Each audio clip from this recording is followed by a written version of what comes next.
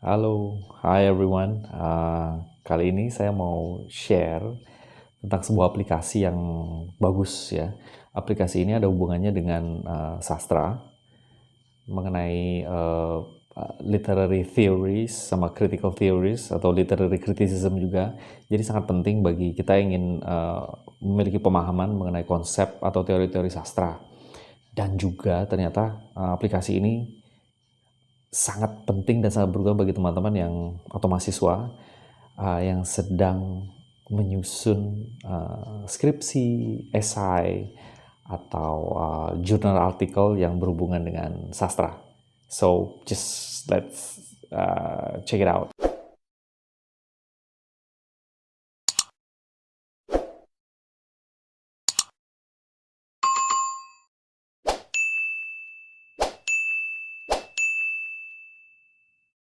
Oke, jadi aplikasi ini itu namanya Oxford Dictionary of Critical Theory ya.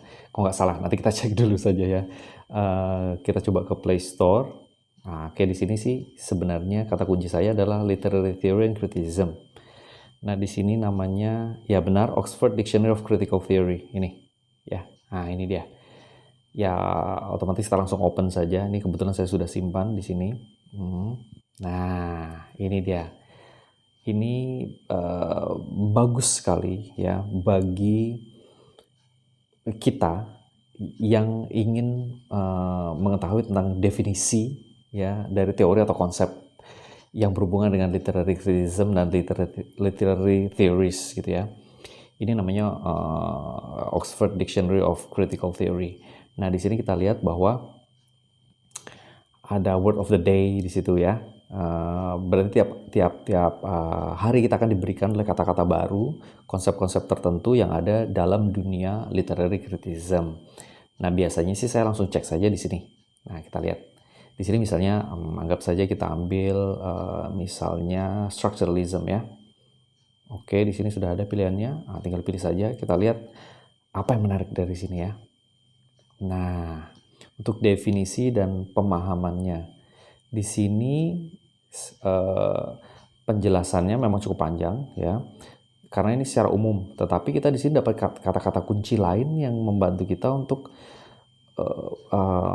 bisa memahami lebih jauh. Misalnya di sini kan tokoh-tokohnya ya ada Ferdinand de Saussure, Jacques Lacan, dan sebagainya. Kita cek aja, bisa kita klik misalnya Ferdinand de Saussure. Di sini kita dapatkan lagi penjelasan lagi, definisi, dan lihat di bagian bawah ada further reading. Jadi maksudnya ini membantu kita untuk bila kita ingin lebih memperdalam atau mendapatkan penjelasan awal atau dasar gitu ya, kita bisa lihat tahun ini apa namanya bukunya tahun 1986 dan kita bisa klik-klik saja ke bagian mana yang kita inginkan. Nah, sekarang saya akan coba lagi ke selain teori ya, atau misalnya kita ambil satu konsep tertentu. Misalnya kita ambil dari psychoanalysis, misalnya apa ya, superego misalnya ya. Ya kita dapat ya superego, dan ini penjelasannya lebih sederhana ya kan. Di sini dijelaskan dan lihat kita ada berbagai macam konsep di situ yang bisa kita klik-klik saja. Ego di sini ada. Nah, ada Sigmund Freud tentu, psikoanalisis dan sebagainya. Dan ini sangat kaya, bahkan kita bisa ini kalau Anda mau membeli ya, bisa offline. Yang ini aplikasi ini kebetulan harus online ya, tetapi Anda bisa membayar untuk mendapatkan data gitu agar Anda bisa melihatnya kapan saja secara offline gitu ya. Sementara saya coba yang ini yang free ya. Kita coba lagi misalnya bahkan kita punya queer theory, queer studies ini juga sangat lengkap. Penjelasannya ini termasuk sederhana ya kan, karena kadang gini mahasiswa atau teman-teman sekalian atau kita nih agak kesulitan ketika harus membuka-buka buku ya kan untuk mencari terutama adalah definisi atau penjelasan dasarnya dulu, introduction, karena buku itu juga ditulis dengan beragam gaya, beragam cara, kadang-kadang tidak serta-merta bisa mendapatkan definisi atau apa namanya explanation gitu ya tentang apa itu yang dimaksud dengan gitu kan. Biasa harus ada pembukaan dan sebagainya. Jadi kita agak kesusahan untuk mencarinya, terutama bagi kita yang memang agak kurang membacanya gitu ya. Nah, tapi di sini ada penjelasan lagi di belakangnya, ada further reading, kemudian ada web linknya juga untuk diarahkan kita agar lebih mendalami atau mendapatkan informasi tambahan mengenai konsep-konsep atau teori yang kita inginkan tadi. Nah, jadi ini cukup membantu. Selain itu, kita ambil lagi ya, misalnya saya mau deconstruction misalnya. Deconstruction. Nah, misalnya seperti ini. Nah, oke ya, jadi ini cukup brief, saya pikir cukup pendek, tapi juga lengkap, ya kan? Ini misalnya begini. Lalu apa gunanya ini selain untuk pemahaman ya? Misalnya kita memang tertarik dengan hal-hal yang berhubungan dengan literary criticism itu tadi ya. Tapi bagaimana kalau teman-teman yang sedang menyusun skripsi gitu ya, yang berhubungan dengan sastra dan kebingungan di dalam teorinya. Setelah kita mendapatkan ini, bagaimana untuk mengambilnya gitu ya. Misalnya kita mau copy paste saja ya. Ya sudah, kita coba aja langsung aja di sini kita bisa share semuanya gitu ya. Kemudian saya coba misalnya dari notes. Kita ambil notes saja. Langsung otomatis sudah ada di sini. Nah, di sini bahkan sudah ada kita bisa lihat ini ada source-nya, ini dianggap source ya. Deconstruction definition from a dictionary of critical theory, dan ini adalah address-nya. Gitu.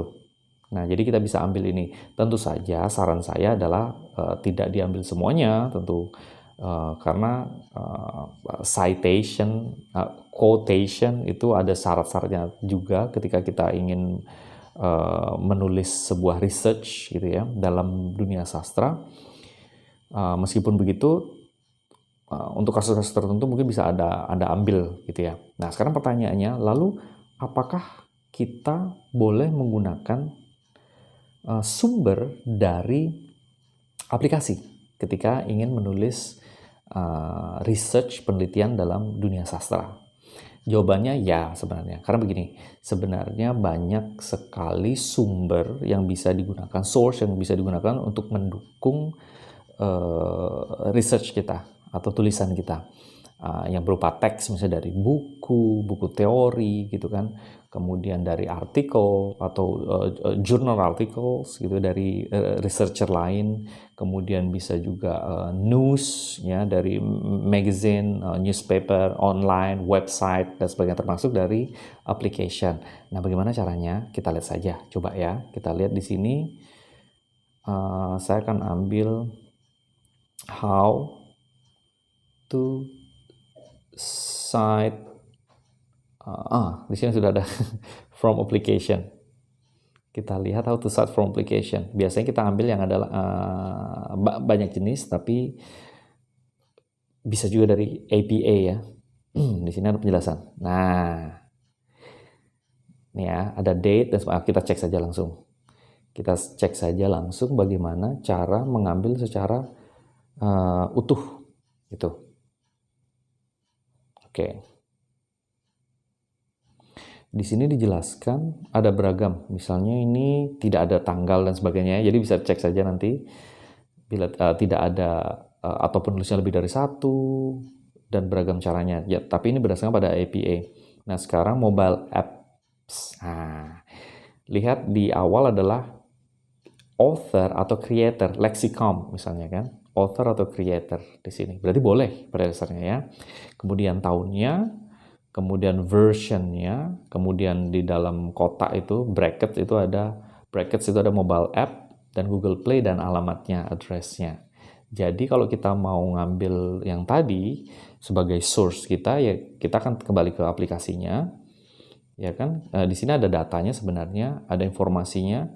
Lihat kita punya about di sini. Lihat ini ada versionnya, copyrightnya, nama perusahaannya dan sebagainya.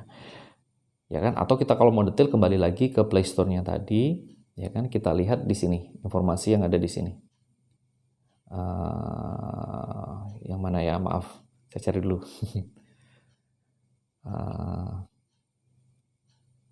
Oh ya, di sini kita bisa lihat informasi yang secara, nah di sini kan. Nah ini kan informasinya mendetil, ya kan? Nah ini version, kemudian updated on, downloads dan sebagainya, offered by, released on dan sebagainya. Nah, kemudian bagaimana dengan linknya? Linknya sih sebenarnya tinggal ini, kemudian kita share. Share, kita akan melihat, nah ini adalah address-nya. Kita coba pakai notes tadi. Nah, sekarang kita dapat linknya. Ini ya. Ini sama seperti kita kembali ke syaratnya tadi. Lihat. Store, https, dan play.google.com store dan sebagainya. Nah ini. Jadi kita sudah bisa mendapatkan source dari aplikasi ini. Nah, jadi ini mengapa aplikasi ini cukup penting ya. Aplikasi ini cukup menarik gitu karena kita tinggal cari saja, search saja apa yang kita inginkan ya. Yang menjadi pertanyaan kita yang berhubungan dengan teori-teori itu tadi, konsep atau keyword tertentu, tidak hanya untuk pemahaman kita sendiri tapi juga bisa digunakan untuk mendukung penelitian kita, tulisan kita ya, untuk misalnya essay gitu ya, literary essay, kemudian literary journal article, dan tentu saja adalah thesis atau skripsi gitu. Jadi sangat penting, meskipun ya memang tetap saya juga tetap suggest gitu ya untuk mahasiswa atau peneliti lebih banyak menggunakan sumber-sumber dari textbook gitu. Dan ini adalah sebagai pendukung saja karena dictionary bagaimanapun tetap adalah bagian dari source, tetap diperbolehkan dengan syarat-syarat tertentu.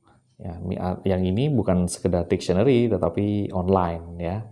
Oke, jadi saya pikir itu ini menurut saya adalah aplikasi yang fun ya.